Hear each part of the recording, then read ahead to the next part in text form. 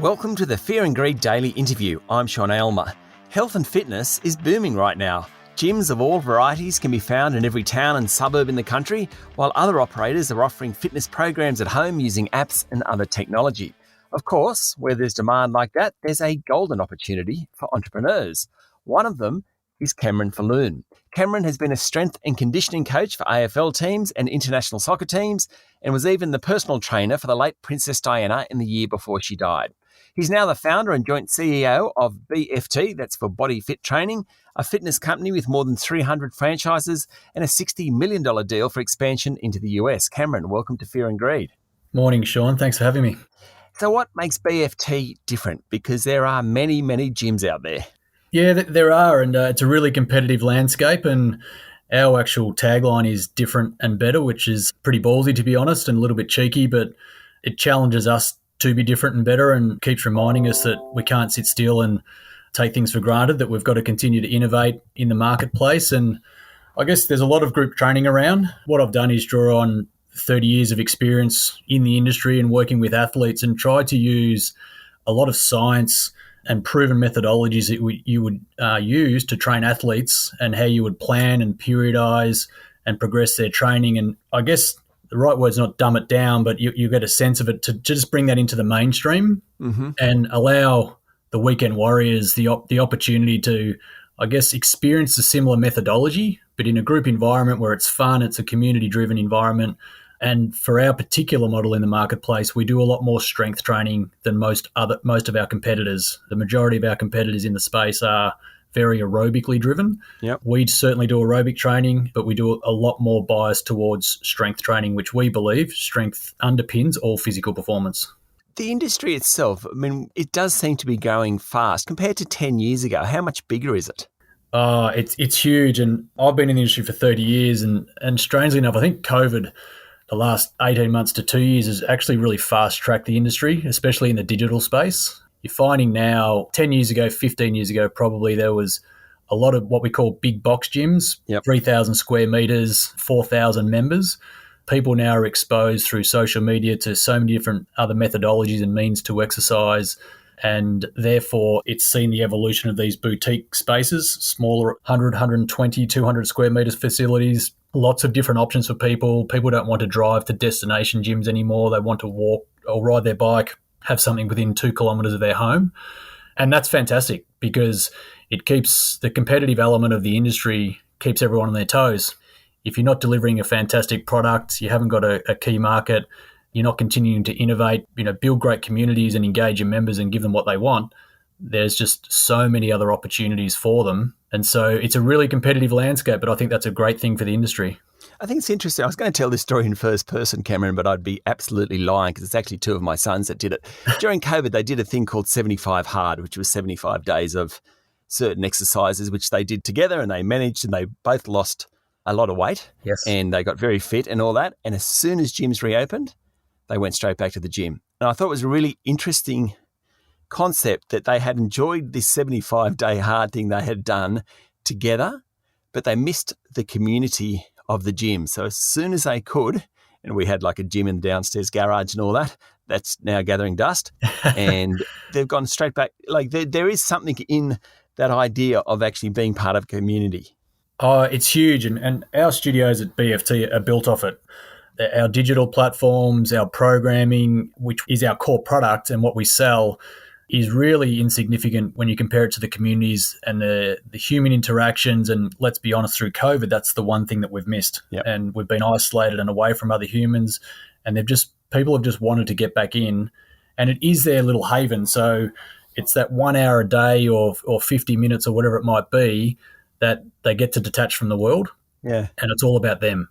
And we train our franchisees and their trainers and their staff to make sure that when our members are coming into a BFT franchisee, that they are giving them their absolute best every day and making them feel special and making them feel a part of that community, because that is what will make them come back. Yep. The exercise is almost secondary to it, and the results will come if they follow the programs and they utilize our technology, but it's the community and the human interactions which is what's bringing people back. Stay with me, Cameron. We'll be back in a minute.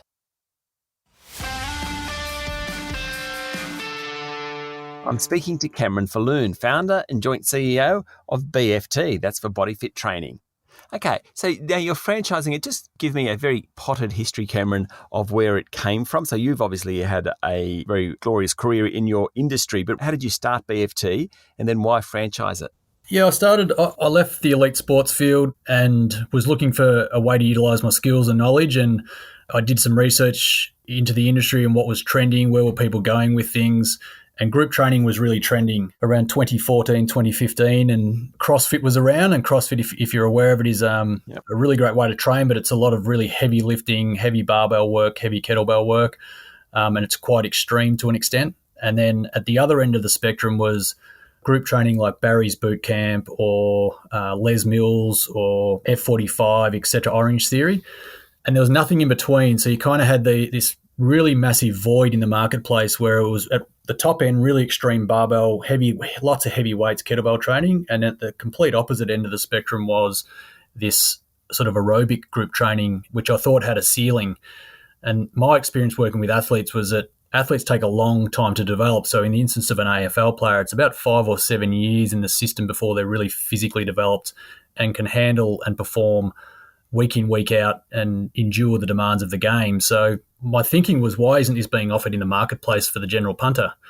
And that was the opportunity for me. So BFT's really pitched right between those two extremes in the market. Mm-hmm. And I guess we pull from both poles, and it was bringing a methodology where you can come in with no experience, and whilst we have a program that everyone's doing on the day, we operate under what's called a freedom within a framework. So the programming is the framework, but the freedom within it is, if there's 36 people in a class, the freedom is for the trainers to personalise that to every individual within the class, because you can't expect 36 people to all do the same exercises, because we all have different backgrounds, different injury histories, different levels of conditioning, different size limbs and ranges of movement. So we operate in that freedom within the framework. So when I looked at the business model and what was appealing to franchise was, there's a lot of really passionate people in the industry, and about 10 years ago, the lifespan of a personal trainer was 9 months. Right. So 30,000 people getting qualified a year,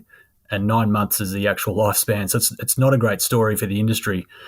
And so there's actually a lot of passionate people out there, but they don't have an opportunity to own a business and grow and develop a business, because it does take a lot of investment, time and money. And then there's also the education was starting to dilute. Everything was going online. Things were getting through RTOs, churning out certifications left, right and centre.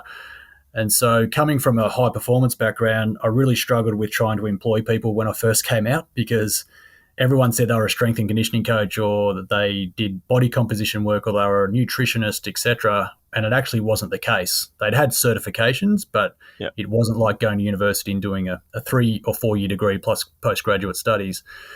And so I guess the opportunity for me was, if I could build a model that had a specific niche in the marketplace, that ticks one box. If I can provide a system that allows passionate people in the industry to have an opportunity to own a business through the IP that we can develop and supporting them through our business system, that ticks another box and a problem that I'm seeing in the industry. And then thirdly is, if I can provide education and we can continue to upskill and develop these people, then that ticks another box for me that I'm seeing as an issue within the industry. And they were the three real key drivers for me.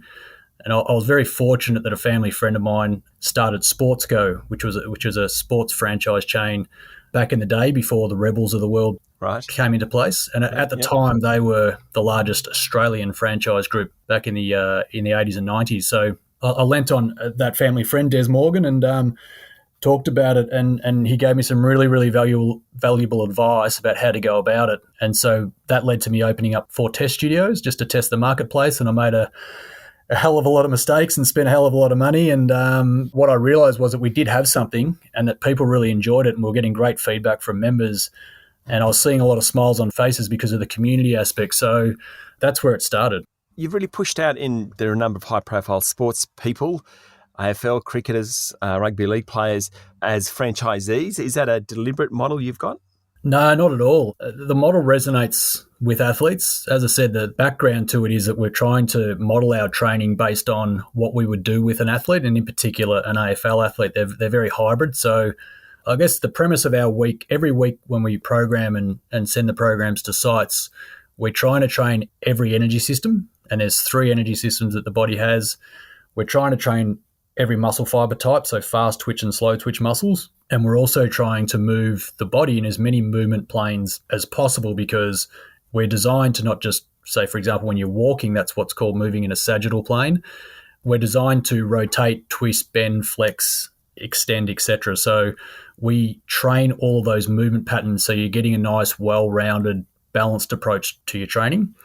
And that really resonates with athletes because that's how they train. And they have their high-intensity days. They do train extremely hard. They also have their low-intensity days and recovery and yoga and so on. So it resonates with them. We have absolutely haven't targeted athletes, but when they've come in, they've heard about us and they've tried the programming and they've done a week, they understand the methodology. And it's really powerful because they believe in it. Okay, we're running out of time, but a couple of things I do want to mention. When do we hit peak gym, Cameron, or we won't?